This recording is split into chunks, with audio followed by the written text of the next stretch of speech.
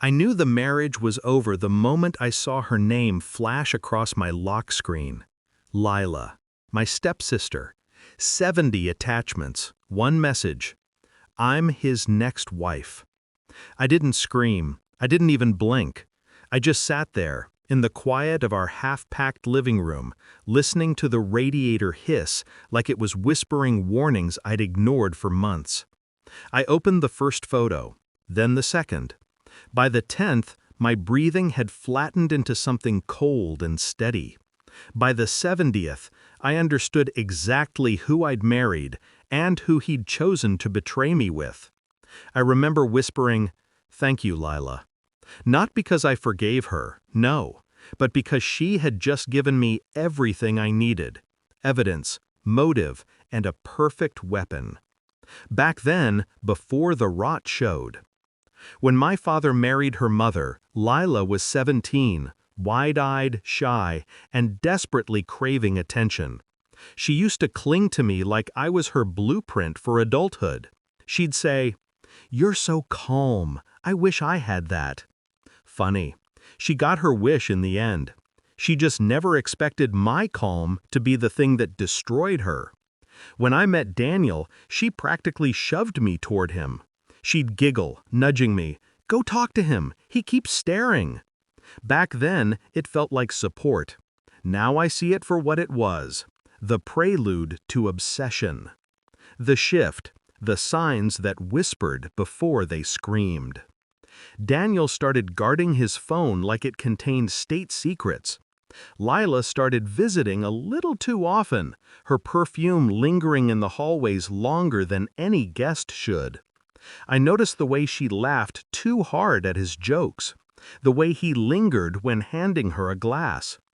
But suspicion is a slow poison. You swallow it in drops, convincing yourself it's nothing.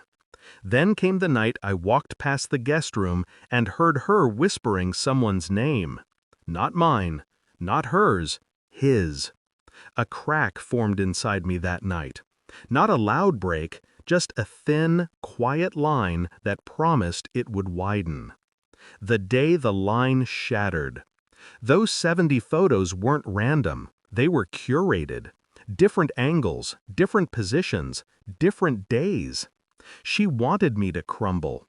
She wanted to step over the pieces. And he wanted the thrill of being chosen. But instead of breaking, something clean and sharp slid into place inside me. I didn't delete the photos. I organized them.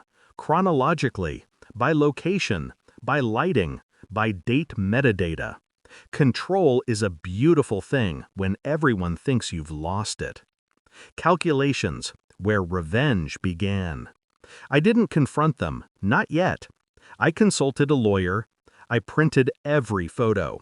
I made 3 copies of every file. Then I studied them like a detective examining a crime scene.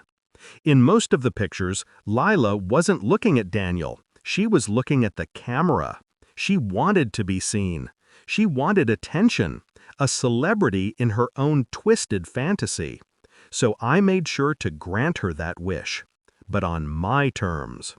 The execution, quiet, clean, unstoppable. I sent the photos to Daniel first.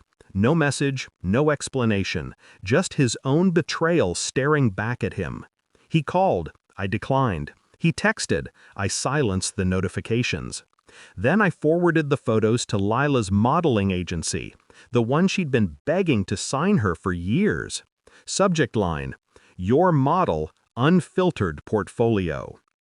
Agencies don't like scandals, but tabloids do. 2 days later, the photos were everywhere. Not traced back to me, of course not. I'm not sloppy. But they were stamped with metadata that tied them directly to her. Her mother called me crying, begging for help. I simply replied, "I thought she wanted to be famous." Daniel showed up at my door the same night, eyes red, breath shaking. He kept saying my name like it could rewind the last 6 months. I let him talk, and talk. Then I pulled out the divorce papers. "Sign," I said. He asked, "Is there someone else?"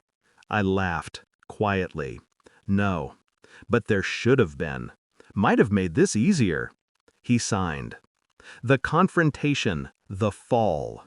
I visited Lila last.